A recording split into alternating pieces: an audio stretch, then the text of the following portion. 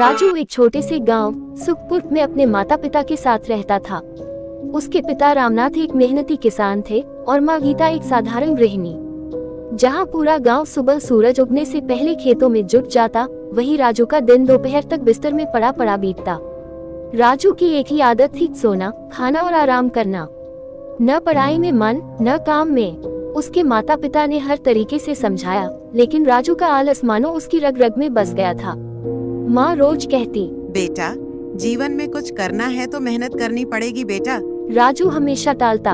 अरे माँ, अभी तो उम्र पड़ी है, बाद में कर लूंगा कुछ। राजू की आलसी आदतें गांव भर में चर्चा का विषय बन गई थी।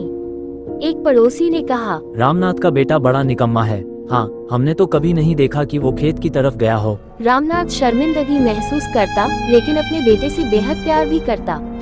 उसे उम्मीद है कि एक दिन उसका बेटा जरूर बदल जाएगा।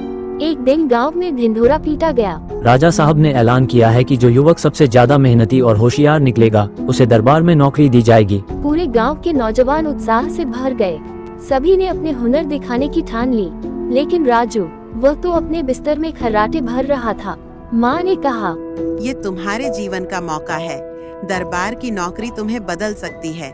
राजू ने जवाब दिया, इतनी मेहनत मैं क्यों करूं, कोई और कर लेगा। रामनाथ ने राजू को समझाने की एक आखिरी कोशिश की। बेटा, अगर अब भी नहीं जागा तो जीवन भर पछताएगा।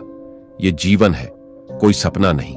राजू ने टालते हुए कहा, मुझे क्या आपको मुझ पर भरोसा नहीं?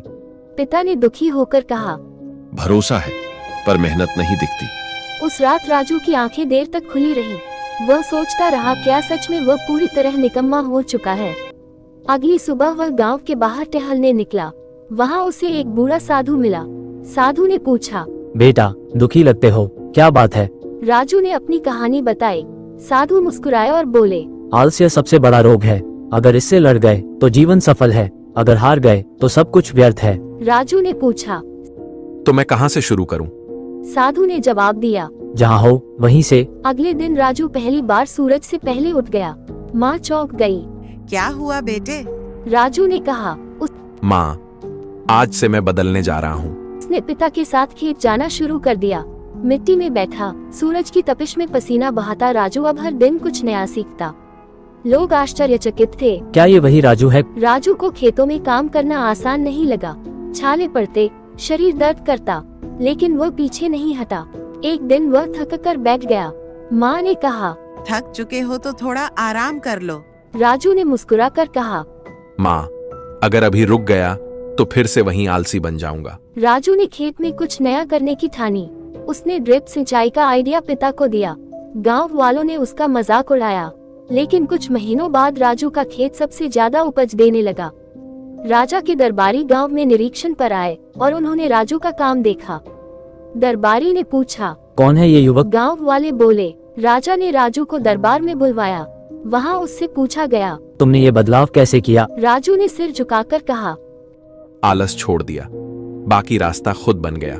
राजा प्रभावित हुए और उसे कृषि सलाहकार की नौकरी दे दी। राजू ने दरबार में काम शुरू किया। वह गांव-गांव जाकर किसानों को नई तकनीक सिखाता। पूरे राज्य में उसकी तारीफ होने लगी।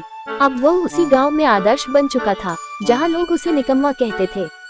पिता ने कहा, मैंने हमेशा कहा था कि तू चाहे तो सब कर सकता है। राजू मुस्कुराया। और आपने कभी विश्वास नहीं छोड़ा, इसी से सब हुआ। राजू का बदलाव गांव के कुछ लोगों को हजम नहीं हो रहा था। कुछ जलने लगे थे। एक ने कहा, अरे ये तो दिखावा है, थोड़े दिन की बात है, फिर वही आलसी राजू बन जाएगा। राजू को ये बातें भी सुनाई दी, लेकिन इस बार उसने जवाब नहीं दिया। वो सिर्फ काम में लगा रहा। उसने खुद से एक वादा किया था। एक दिन गांव में बाढ़ आ गई। नदी का पानी खेतों में घुस गया। गांव के कई किसान घबरा गए। राजू ने तुरंत पहल की। उसने तुरंत पानी विभाग को फोन किया और पानी बंद करवाया। उस दिन सबको समझ आया कि राजू में अब सिर्फ मेहनत नहीं, समझदारी भी आ गई है। रात को राजू जब घर लौटा तो माँ उसके पास बैठी और कहा, बेटा, अब तू वहीं नहीं रहा, तू तो अब पूरे गांव का बेटा बन गया है। पिता ने उसे कहा, आज मुझे तुझ पर गर्व है। राजा की नौकरी तो एक बात है, लेकिन जो तूने गांव के लिए किया है वो असली सेवा है। राजू की आंखों में आंसू थे। वो जानता था ये सिर्फ उसकी मेहनत की नहीं, उसके माँ बाप की दुआओं की भी जीत है। इस कहानी से हमें ये सीखने को मिलता है कि कोई भी व्यक्ति कभी भी बदल सकता है। आलसी एक आदत है जो मेहनत और दृढ़ निश्चय से तोड़ी जा सकती है।